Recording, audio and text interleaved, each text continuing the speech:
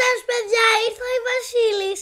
Γκρέμισε το τζάκι, άφησε παντού ζάχαρη άχνη, είχε και το γάλα του και μας άφησε τα δώρα που θέλαμε.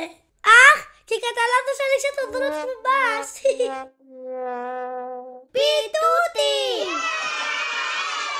Like and subscribe. Πιτούτι!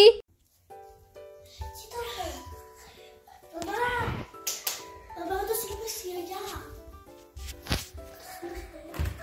Όχι, κάτω αυτά. Πώς το βάζεις? Τελικά αυτά τα δώρα που ήταν μέσα στο σακουλάκι μας τα φέρει η μαμά μας το βράδυ. Παπά, κοίτα τι μου έφερε! Κοίτα τι μου έφερε! Κοίτα Μαριάννα, κοίτα τι μου έφερε! Εμένα μου έφερε μια Μαριάννα. Άσο, πρέπει να βρω που άλλο. Κοίτα τι έκανε. Γάλα το πιει. Δεν θέλω βοήθεια. Το βάλε. Το πιει ολόκληρο. Το πιει. Ευτυχώς που μου έφερε μια Μαριάννα. Κι εγώ. Και παπά, κοίτα εδώ.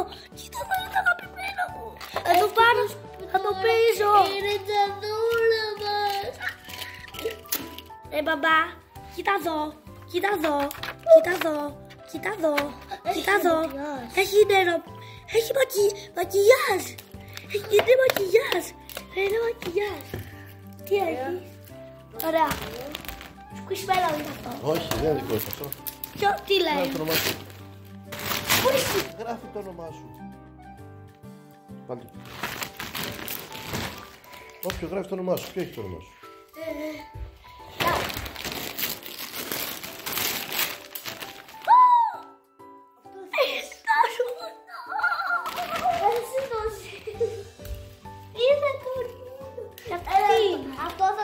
Σε τελειώνει πού το πάρεις αυτό?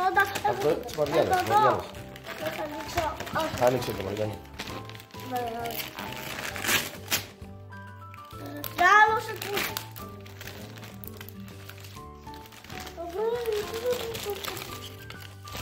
Μου το έφερε.